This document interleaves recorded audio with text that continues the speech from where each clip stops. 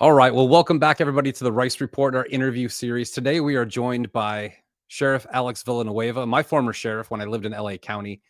Felt very safe when he was there, and many things are changing throughout that state. I lived there for 12 years, San Diego for years. Now I'm in Texas. Never been happier, I will say that. This is not meant to be a realtor commercial forcing people to move from California to Texas. Not my intention. It's just kind of what California does. So we're going to cover a few topics today that the press is really ignoring, and it's evident by what's happening in California, from taxation to lack of enforcement of crime to it's not even lack of enforcement of crime anymore, Sheriff. It's more of like an endorsement of crime.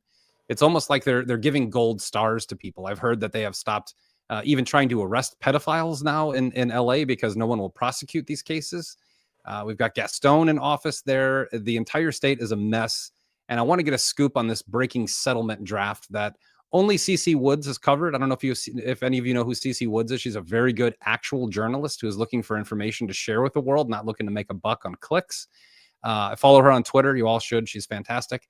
But she brought this story to light. So I wanted to get you on here, Sheriff, and just tell us what's going on between the AG of California, BLM, the ACLU, and the Sheriff's Department right now. Well, I can start by first, let me update you on one thing. Gaston is finally gone. Oh, good. I stopped paying attention a year ago. He got unseated in November, so now we have 𝗂𝗃𝗄𝗲 as a new DA. So one part of the equation has been solved. So there's actually one bit of good news here. Good. The rest of the news, unfortunately, is very bad. And I'll start with this proposed DOJ settlement. It was the last day in office of 𝗂𝗰𝗄𝗂𝗃 when he was Attorney General for California. This is back in 21. The Biden administration, they nominated him to be the Secretary of Health and Human Services. So on his last day in office, he announces a pattern and practice investigation of potential civil rights violations by the Sheriff's Department. And was there any burning issue? There was no burning issue. There was nothing in the news other than the normal things that happen. There's occasional deputy-involved shooting, the occasional use of force, a variety of federal consent decrees that the department has to respond to.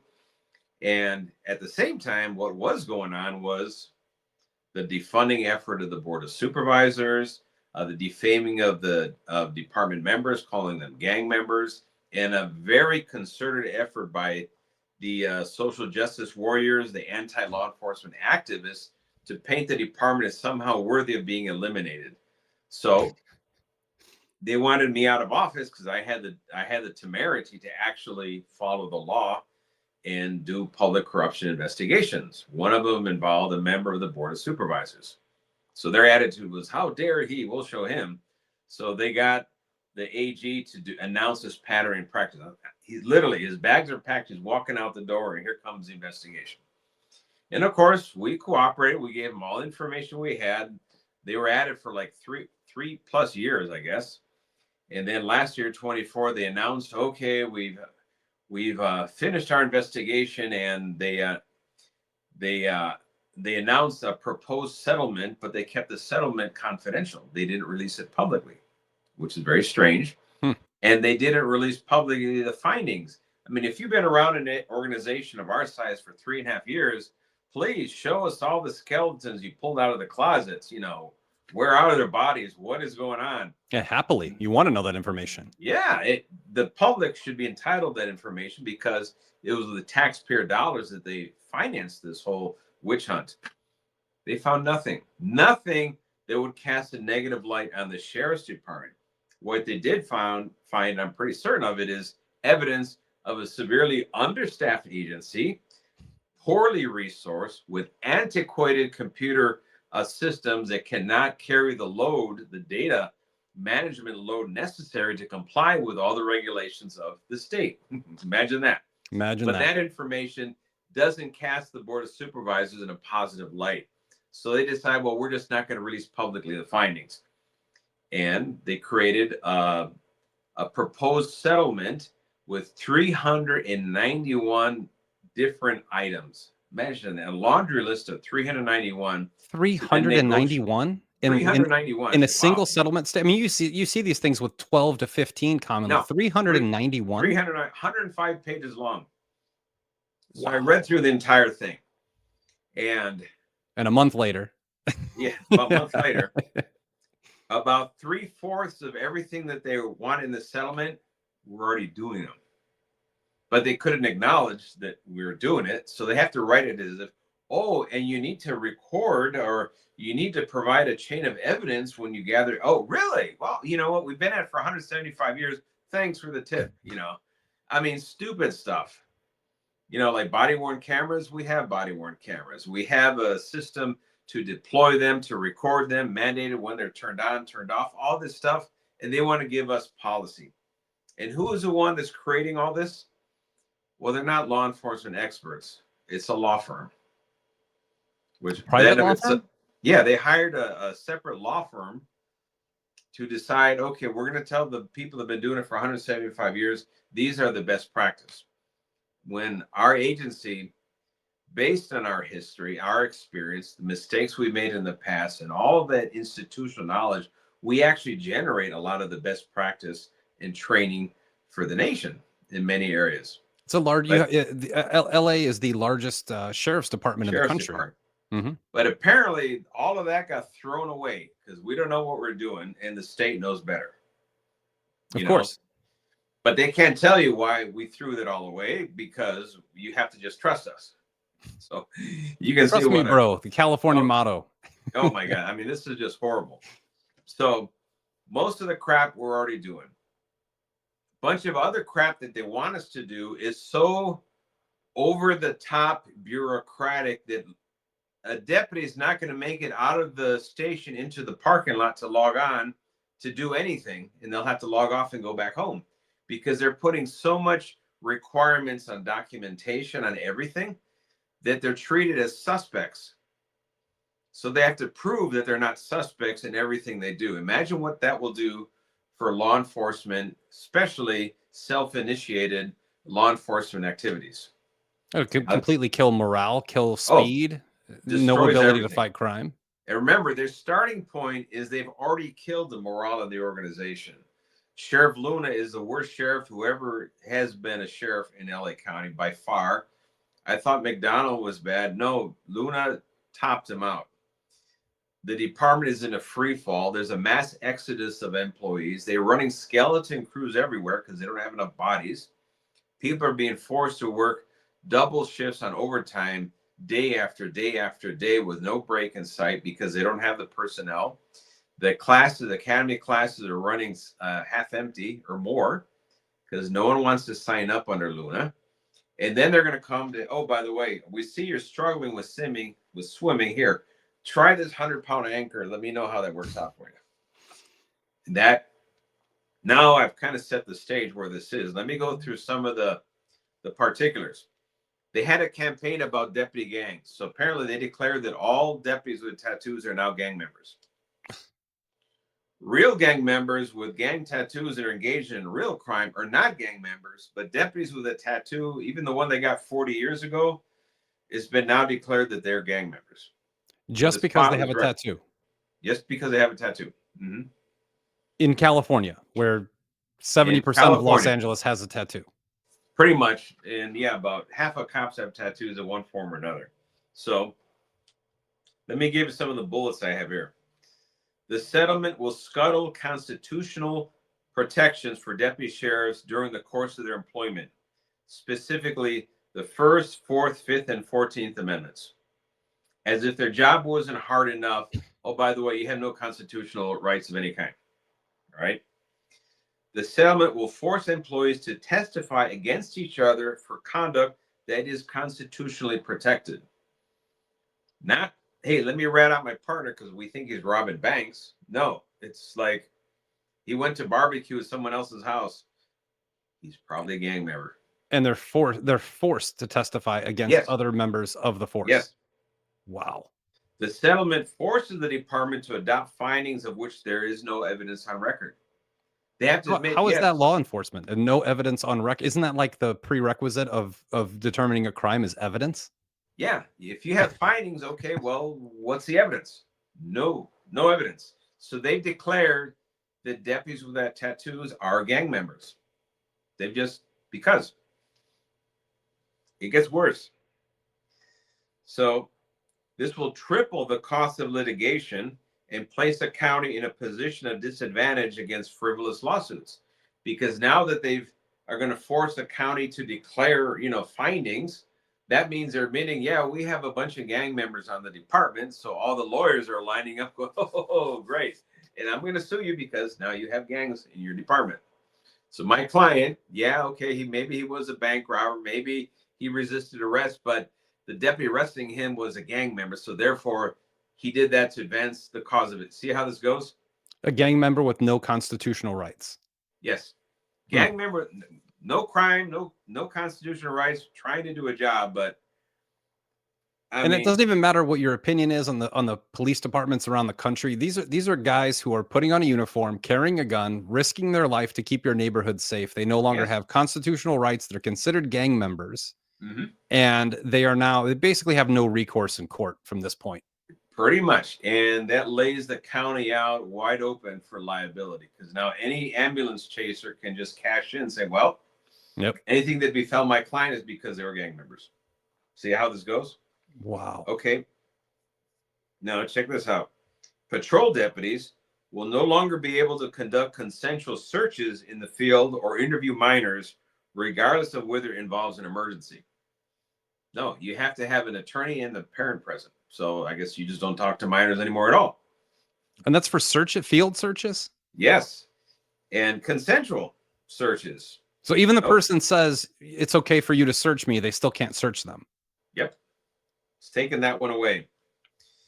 And then it says investigative enforcement stops of cyclists or pedestrians will be severely restricted.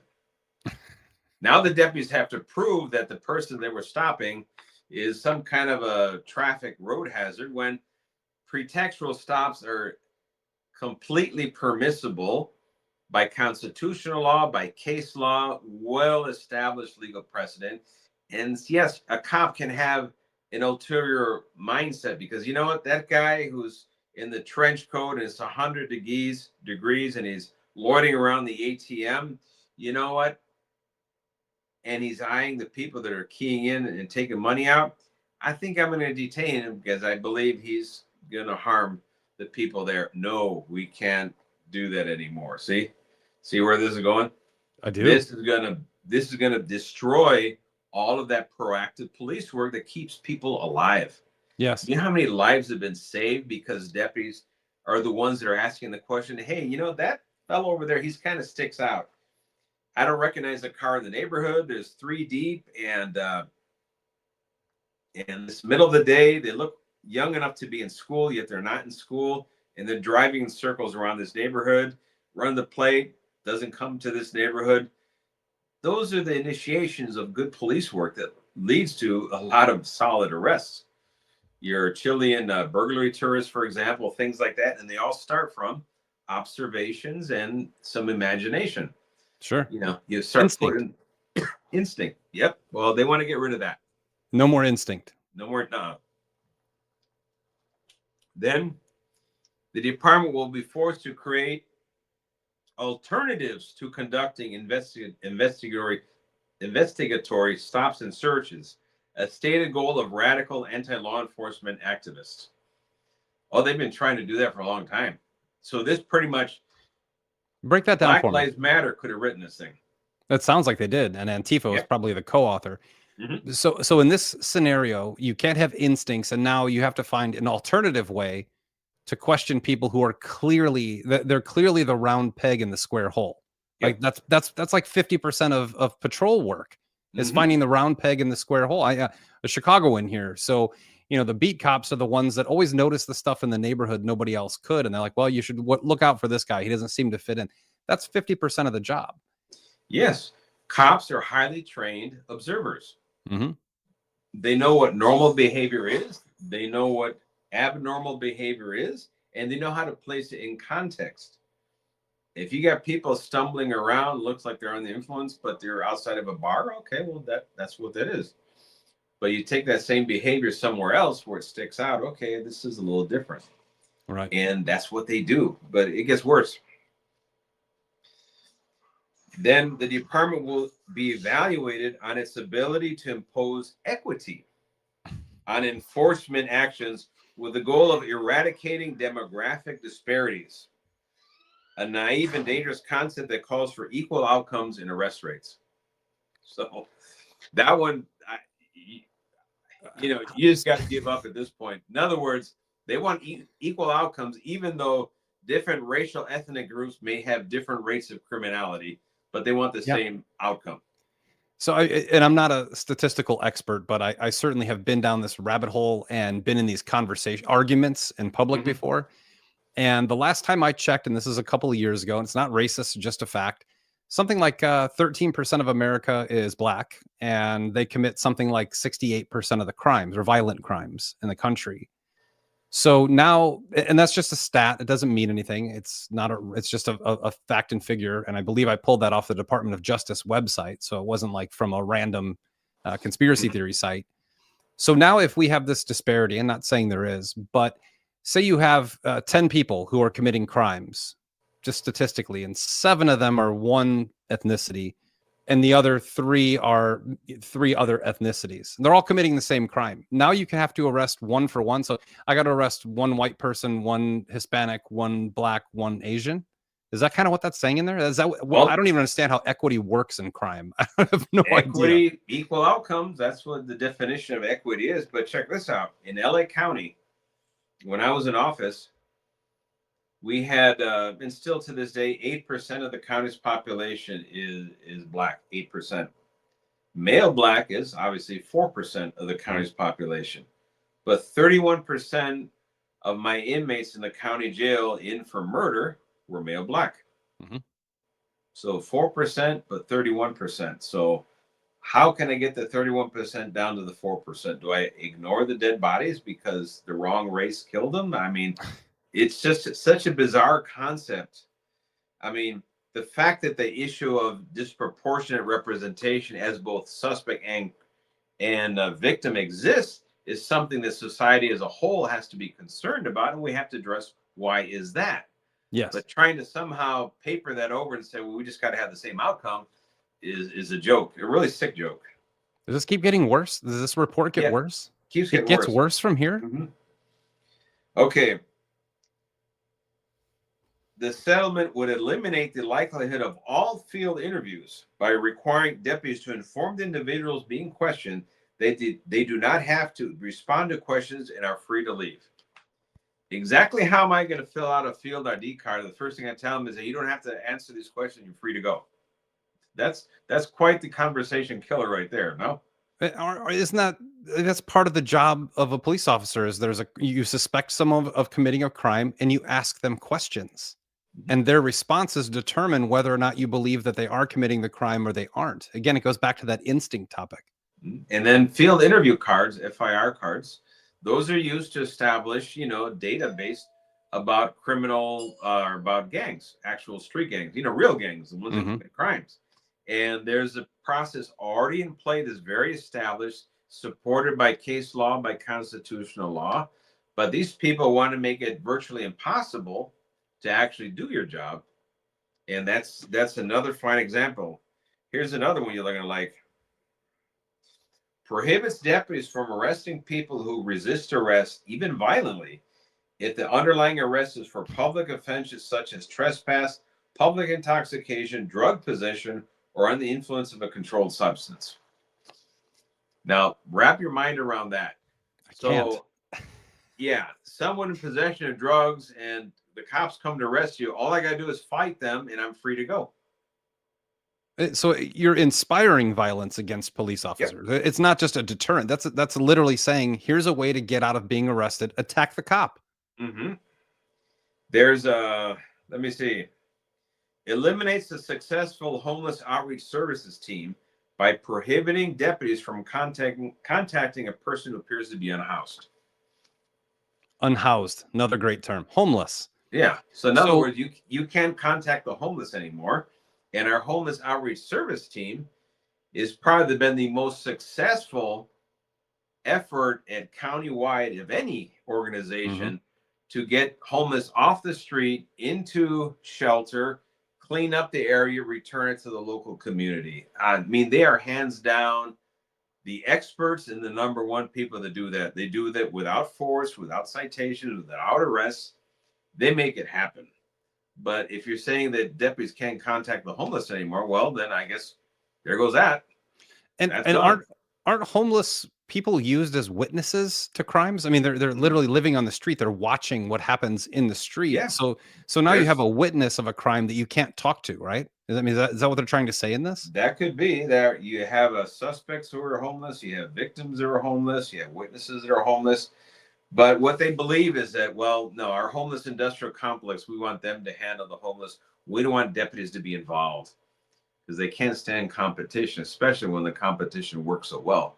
So and what's the real root here is the homeless industrial complex in Los Angeles. Most people don't know this unless you've lived there. It runs the city. I mean, it's an extremely powerful gamut of people, and they do nothing. We were talking about this off camera. Is that Venice Beach? They got a $1.8 or $1.9 billion grant to build homeless encampments or structures to house. I mean, 1.9 billion. You should be able to house 40,000 people, right? They built 20 beds. All that money went to consultants and architects. There's 39 architects that were employed. What do you need 39? It was a square box with 20 beds in it that they built for 1.9 billion. So those of you who don't live in Los Angeles, those of you who bag on California, by the way, you should understand there's a ton of good people there. And there are a ton of people who want law and order. And the problem is not Californians. There are certainly, I guess Trump's in office, so there certainly are retarded Californians, right? Like, I'll use the term. There are certainly leftists that just completely ignore logic and want this dystopian nightmare. But there's also a grand amount of people there that are raising children, that want to have good lives, that want to walk down the street safely, and they are being attacked at all fronts. And this is, you said 108 pages for a settlement offer with 391 steps? Yep. This is unbelievable bureaucracy. I wonder how many hundreds of thousands of dollars they paid for that document to this. Oh my God. I hate to know what it was, because remember, this was a law firm that produced it. So the Department of Justice, they spent 3.5 years doing Lord knows what, generated Lord knows what paperwork that then had to be concealed and covered up and marked confidential, because we can't have anybody looking at these things, right? As if there was some state secret in there that's gonna, I mean, it's a joke. But there's one more bad one here. Eliminates the successful co-response model that pairs deputies with mental health clinicians, the MET teams, and transfer the responsibility of handling these calls to the Department of Mental Health, including when to dispatch or not those calls and who to assign to handle. Of course, our MET teams have been extraordinarily effective. They've been around for over 30 years, and every community wants more of these teams. And you pair deputies with mental health clinicians, so you have the best of both worlds. Mental health clinicians hate to do their job without the presence of deputies. Why would you? It's dangerous. It's dangerous, makes them feel safer. These people don't wear uniforms. They don't operate in patrol cars, but the county knows better, because part of progressive ideology is that law enforcement is harmful to the community. So the smaller we can shrink the footprint of law enforcement, we'll just build up the mental health crisis, the alternative response to mental health. They're no longer emergencies. Now they're called crises. So you have mental health counselors, an intervention specialists, de-escalation specialists, all these weird names that keep cranking out. And for every one of these weird names, there's going to be a nonprofit, and they're just going to, hey, I want the money too. Sure.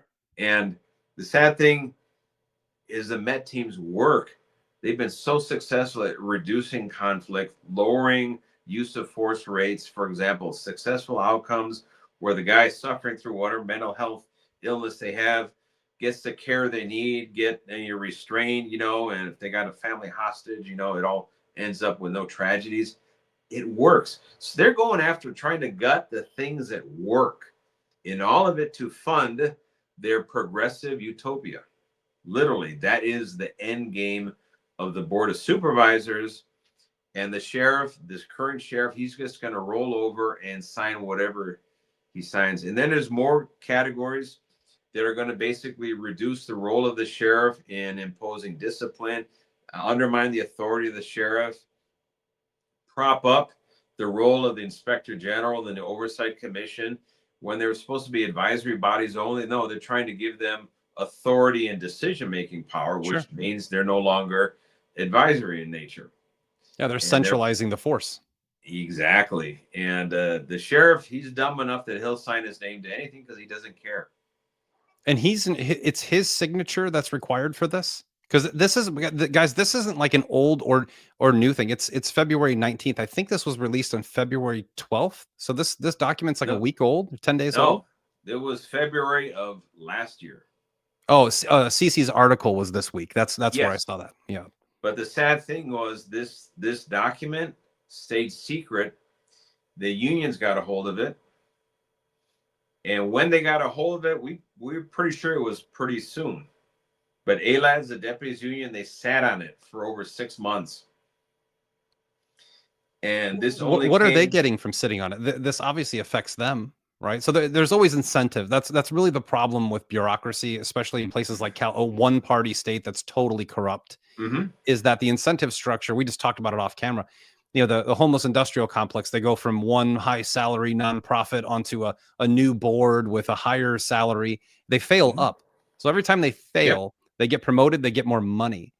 And you're a sheriff, so I wouldn't call you a cop at this point. You're not at that stage of your career. You're managing the police force. But what is the sentiment from the street about this? I mean, you have a document that's a year old. You have guys that are sitting. This is literally half of the job of a police officer is completely removed from their power. Pretty much. And now you're saying that the numbers are and just to get anybody who's not lived in Los Angeles. Los Angeles is a very interesting place. You can be walking in a neighborhood and it's just beautiful and peaceful and tons of good people. If you take that walk about 6 blocks, you're in a totally different world. You know, especially if you get near the airport, you have the nice neighborhoods that roll into just really rough neighborhoods on the blink of an eye. And you need police in these areas that are constantly in rotation, that are watching the street. Otherwise, the stuff I've seen in Los Angeles, I've been 12 years in Los Angeles, I haven't seen anywhere. I lived in Chicago for a long time. I did a little stint in New York City. I have never seen some of the crazy things that I've seen in Los Angeles. But I can tell you this. I have had 2 run-ins with police officers. I had a tire that went down in a real bad neighborhood and my spare was flat. And these guys took the time to sit and watch my car and help me call a truck to come in and get me a new tire. I haven't seen that in any major city. Normally they'll tell you just, you know, limp out of here and get the tire fixed. So really good guys on the force there that I've had experience with. Of course, there's a checkered history, but there's probably, to give it the proper context and numbers, the national average of cops per 1,000 residents, this is a per capita, is 2.5 cops per every 1,000 residents. That's the national average. If you go to metropolitan areas, that number bumps up to 3.8 cops per 1,000 residents. You go to rural areas, it goes a little bit below, I think around 2.0 or something. When you go to the LAPD, when I was sheriff, they were sitting around 2.2, below the national average for all agencies, far below the metro average. 40% understaffed. Understaffed. That's LAPD. When you go to the sheriff's department jurisdictions, 0.9 deputies per 1,000 residents. Not even half of the staffing level of LAPD. LA County is roughly a little bit over 4,000 square miles. 3,100 and I think 15 square miles of LA County is Sheriff's Department jurisdiction. There are more than 3/4 of LA County's landmass is Sheriff's jurisdiction, and it has the lowest per capita rate, I think, in the entire nation, right here in LA. And that was the starting point before Luna decimated the ranks of the department, before garbage like this settlement came to being. And it's at the point almost of collapse right now, where there's skeleton crews in patrol, there's skeleton crews in custody in the jail system, which is the nation's largest. You have your detective division ranks that have been cut in half or more, decimated. I mean, it's a grim situation all around. And you get a proposal like that, and you wonder, do these people are even connected to reality in any way, shape, or form? No, they're not. Well, I guess that's the opinion I have that's different because I'm not your conservative, Channel 5 news guy. So I'll speak very frankly. Um, we can call them deranged and stupid and detached from reality all we'd like. That's not the problem. The problem is they're incentivized for chaos. There's a financial incentive behind these law firms, political parties to create chaos in certain areas, because once chaos is there, then what you'll see happen is you'll get a $2 billion budget increase. You'll be able to recruit, and then you're going to enforce a new set of laws. This is just looking at history predominantly.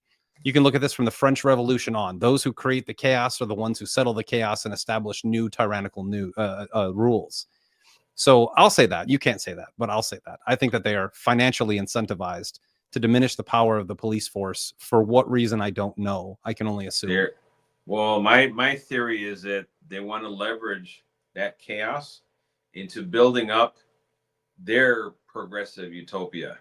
They've created departments out of thin air in county government. One of them is called the Justice, Care, and Opportunities Department. It just sounds soft.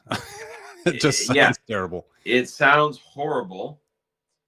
But wait a minute. I don't have enough deputies to go 10-8 and answer 911 calls, but you're going to spin up a Justice, Care, and Opportunities Department?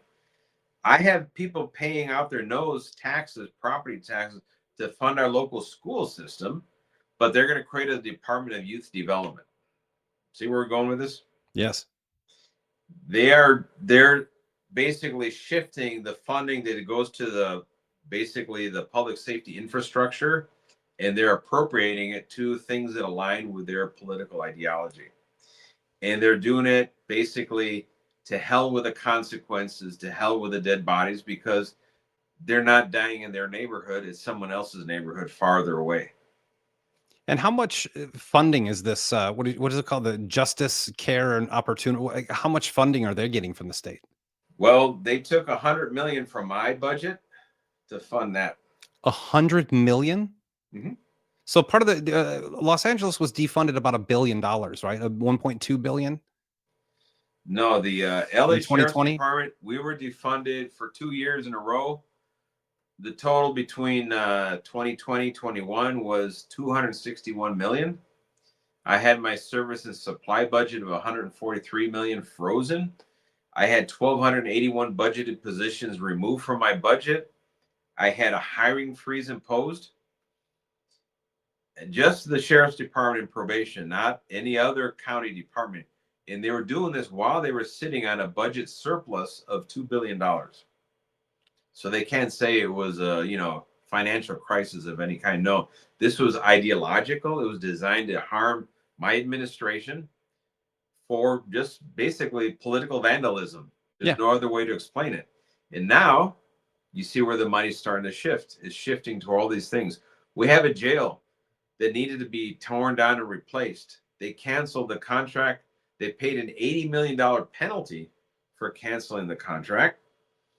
And no new jail was built. The old jail is still there. Can't get rid of it, because where are you going to put 4,500 inmates? And the money's gone now. The money's gone. And now, fast forward to today in 2025, they're realizing, oh, I guess we do need something to replace it. Really? Well, they spent the money. They had to pay the penalty. And they're stuck with an aging facility that still needs to be replaced. And they spent $40 million on a jail closure implementation team. What the hell do they do with that money and a team to do something that can't be done? That's wasteful. It's a boondoggle. We need Elon Musk and the Doge to come over here to LA County. They'd have a field day. I don't know if he'd even survive. He'd probably have a coronary when he realized what these people have been doing.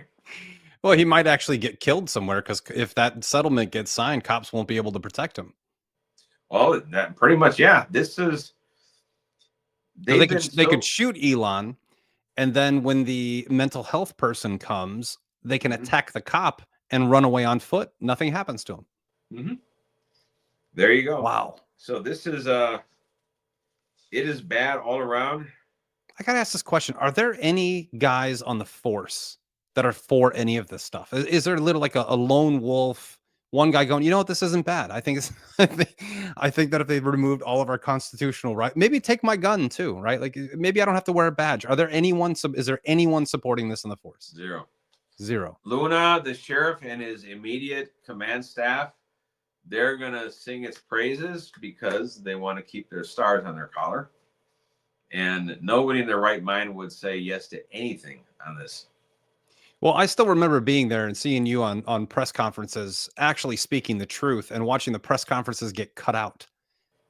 I can still remember that. It was very Trumpian, you know, the way that Trump would speak on CNN. And as soon as he would get into a topic, they cut over or they did a voiceover and you couldn't hear what the person was saying.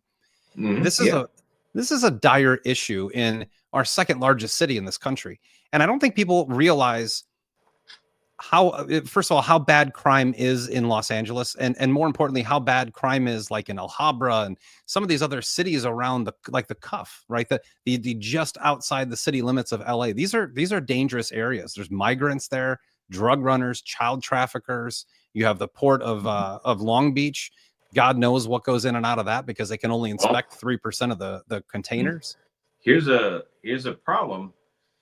As you suspect, as you get rid of law enforcement, you hamstring what's left of law enforcement, you deprive them of everything. Well, their ability to arrest people keeps getting smaller and smaller and smaller. Their ability to respond with lights and sirens when there's emergency gets smaller and smaller. In other words, the response time gets bigger and bigger and bigger. It's going to take them longer. There's not enough people. They used to measure, it's called response times. Industry standard. How long does it take you to go to an emergency call, a priority call, and a routine call? Those three categories. And we have department standards for this. We measure that every month. The contract cities would have copies of what the response times are, and they compare, hey, okay, we're doing good here. Oh, wait, we're getting outside the standard. They stopped counting response times. It's like, we're not going to talk about it anymore. We used to report arrest rates. We don't talk about arrests anymore. We used to talk about crime rates. I'd talk about it every week and I'd give the statistics. Let's not talk about crime rates anymore. So what they do is if they don't talk about it, people won't know what the impact of all these things are. You can't compare apples to apples anymore because you lost the comparison. And that is done by design. They don't want people to know reality. In the media, like lambs or lemmings over a cliff, they don't even bother asking. So you can't, so they're not reporting any criminal statistics. How does anyone actually know? You've defunded this department, you've hamstrung them, you're trying to literally castrate them with this new settlement. So you have this completely demoralized police department or sheriff's department in the area. How do you ever track what like in business, we have metrics, right? If there's a certain amount of sales or, you know, counting deals closed, whatever it is, there's metrics that allow you to how could anybody move up in the police department if it wasn't political? They wouldn't have any. It used to be like guys who got moved up because of an arrest rate or conviction rate. You know, they arrested the right people, got the right evidence. Do they even have that to track that anymore? Nope, they don't have it. In fact, if you look at local media coverage, you'll see the phrase all the time, but crime is down. But crime is down. I mean, they'll keep repeating that over and over again, but you say, okay, well, can you show me the numbers? There's no numbers, but they'll keep including that phrase as if kind of like conscious that they know, well, maybe we got to at least show, but how? They don't say it. And I think that's bullshit. And one is they stopped counting shoplifting. Yep. They stopped counting burglaries. And they don't respond to a lot of them anymore. People don't drug even bother crimes don't reporting exist. them. So our reliability on statistics has been totally thrashed because of this concerted effort, and that doesn't bode well. And that's just you guys getting criminals to the justice system itself, where no one's being convicted, even if they're being tried at this point in time. Good point. Remember the whole movement about we need a bail reform. Because cash bail is unconstitutional. It's racist. It's discriminatory. Blah, blah, blah. Okay, well, they got rid of cash bail. They replaced it with a cite and release, book and release, or magisterial review. 3 categories. They've had it for almost 2 years now. Where's the results? They don't know because there's no stats. Yeah, I mean, wouldn't it be prudent to report, hey, here's the result of everyone we cited and released, booked and released, and this is how many people showed up in court according to the citation? I do that. Sure. No one's doing that. Why? Because they don't want you to know. I mean, it's fascinating. So I, again, lived there for a while and for part of my life. And the friends that I have there, I get calls once every 2 months. Hey, what's it like in Texas? You guys have houses for sale out by you? And it's just like, where are we going with this conversation? Everyone wants to leave. And I think this is the least talked about. Mostly it's the taxes. I mean, if you don't live in California, you're paying 13% on top of federal income tax. So when I lived there, I was paying, very close to half of my income just to breathe air. That's really what taxes go to. Those taxes actually don't go to your guys' budgets either. The state, it goes to the state and they allocate it to each and every sheriff's department, every police department. And then you have municipal taxes, which are also high. The order is different. Property tax goes to the state and it gets allocated back to the counties, but the county is the one that allocates it to the sheriff's department. It's the board of supervisors that decide. For example, when McDonald, my predecessor, was in office, the sheriff's department's budget was 12% of the county's budget. When I was in office, that shrunk all the way down to 8.5%. Yeah, that was the defunding. During the summer of love of George Floyd, all cops are bastards and racist, blah, blah, blah. Yeah. Well, okay, we got to defund them and we got to reinvest in the community and let's reimagine public safety. They had all these very flowery, glowing terms. If I hear the term reimagine one more time, I might go nuts, Sheriff. Of it involved, let's shake down the coffers and let's get the money out of the sheriffs and into our pocket. It's all it meant. That's exactly what they did. I'm curious because I know that you're following the case here. Where did the money that they defunded from you guys go to? Well, we know that Justice, Care, and Opportunities Department was one. The homeless industrial complex took the lion's share of it. And what are the homeless numbers in LA? Have they gone down since then? They keep growing. They've been growing steadily. And I think last year they reported the first time a reduction of like 2%. And I think one either that's an counting error, or it's within the margin of error. Or human error. Somebody just... migration patterns, they fluctuate. That was it. It had nothing to do with what anything the county or the city was doing. And 2% in that county is, I think, there's like 4 or 5,000, or excuse me, 400,000 or 500,000 homeless people. It's a really high number. What is the homeless count out there? Well, for the state is about 160,000. That's that low. I thought it was higher. The county is about 80,000, but the county's number represents a quarter of the entire nation's homeless. And California has half of the nation's homeless. Wow. So a 2% reduction is like in the county, like 16, not even, is it 1,600? Yeah, 1,600 people. And they could have died. There could have been 1,600 deaths. You have to trust that people that are doing the counting didn't fudge the numbers for their own interest. Sure. There must have been an election. Somebody else doing the counting. It's the very same people that rely on those numbers to justify their budget. Well, let's talk about the Travis case. Give us a little rundown of what's going on in that particular case. These are things the country doesn't know about. I'm sure LA, a lot of people know about it, but the country doesn't hear any of this information. Well, the Travis case is Deputy Travis Kirk back in 23. He made an arrest of a lady at the Winco supermarket in Lancaster. She was a robbery suspect, her and her partner. And there was a confrontation inside the store. Deputies were updated on their computer that, hey, there was a confrontation or a fighting with store security. Identified them, their description. They came outside, saw them, detained the guy, handcuffed him after a while, back and forth. And he went to detain her. She just pretty much batted his hand away. You can't touch me. But she's filming him, the handcuffing of her partner. And so the deputy took her to the ground. She didn't want to put her hands behind her back. He ends up handcuffing her eventually. And that's it. That was entire use of force. And and pretty much, resisted handcuffing. I mean, any use of force is never pretty. Sure. But the fact is she was resisting being handcuffed. And she was, at that point, a robbery suspect. Can't get around it. Right. And the fact that she had her phone, the federal government said, oh, he was trying to get her phone away because he was mad that she was recording him. He was recording it himself. So was his partner. Yeah, Everyone body was cams, recording. right? Yeah, body cameras.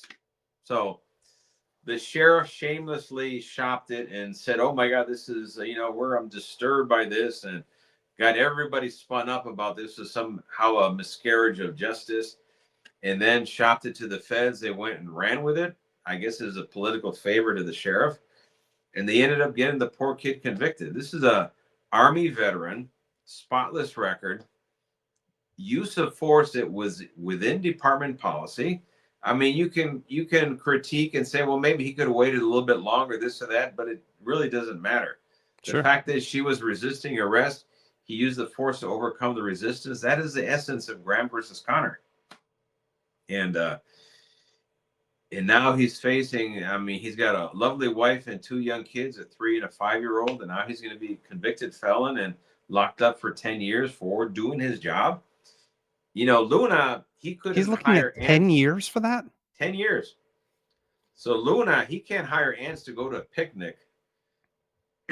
This conviction, people are totally and are so disgusted with him as sheriff.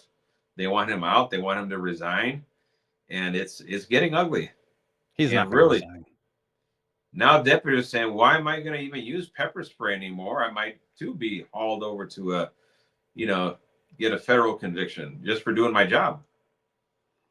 So how does, God, thank you for sharing all this stuff. This is a lot to take in. I mean, where do we go? Where does Los Angeles go? What options do you have? How do you get rid of Luna? How do you get funding back? How do you get new recruits? Like, where does this go? Well, Luna's up for re-election next year, and I pray that he is a one-term sheriff and he is gone, relegated to the dustbins of history. And yeah, we can get deputies back and get deputies hired again, but it's going to take someone else. It ain't him. When my first year on the job as sheriff in 2019, I hired 1,100 deputies in 1 year. Wow. I had every academy class full, and we were nonstop. Every month we had a new class starting for the entire year. So we went from 9,200 to 10,000 deputies by April of 2020, which is the highest the department's ever been. Now they're probably going to go below 8,000 into the 7,000s. Talk about a massive swing in staffing. 30%. Yeah, that's pretty much it. That's how severe it is. And this should be a big story in the media in a crisis that actually impacts public safety of everyone. It's like it shall not be spoken of in the media in any way, shape, or form. Well, the media comes from LA, right? So I was in Burbank for years, the broadcast capital of the world, and everything ties back into that media. It is so corrupt and so cotton soft. I don't know. I'm just trying to brainstorm. I try to bring problems to the world and say, here's a problem, but what is the solution? I mean, voting the guy out, I don't know if that'll happen. I don't believe that any of the elections in Los Angeles are legitimate at all. I don't believe Gavin Newsom was reelected legitimately. Who reelected him? Too, because numbers I've seen that I won't get into the details, but they kind of make you scratch your head as how that possible. Yeah. But I do know that 100% mail-in ballots, 5 weeks worth of voting. It's like a voting season, not a voting election day. And I think it's long enough, and it's ballot harvesting. There's corruption involved in the process. And I think we need to get rid of that mail-in balloting. We need to go back to one-day voting and in person. Voter ID would help as well. There's so many things we can do to regain confidence in the election results. But I think we got Gascon out in spite of all that because he was that bad. I think Luna is going to follow the same fate of Gascon, who, by the way, was his mentor. Yeah. And he was funded by George Soros, just like Gascon was. Yep. So I think we'll see what happens. But I'm going to have to leave here at this guy. I got to switch gears now. Yes. But I want to thank you for the opportunity to tell the story. No, absolutely, Sheriff. This has been so good. I hope to have you back on and get an update because big change comes from big ideas, comes from big people. And I don't know if you're interested, but maybe you need to run again if you can still do that. If you still have bandwidth there. We'll see. I mean, defeating him is easy. It's the machine behind him is the issue. Oh yeah, winning elections is one thing. Making things happen after an election is totally different ball game, and we're seeing that with Trump now. So hopefully we'll see an election change in LA. Hopefully we'll see some law and order come back there. And Sheriff, we're so happy you could join us here today, and we'll have this video out in a couple of days. Hopefully people will see this and be outraged. I will send this to my folks in LA to share with their neighbors because I'm pretty sure nobody's even heard of these stories. And once again, we just wish you all the best, and hope to have you back on here. Give us an update in a few months. We'll check in with LA, see what's going on. We'll try to get this information out there. But until next time, God bless you and God bless Los Angeles. I hope you guys get things in order there. Well, thank you, Eric. Appreciate it.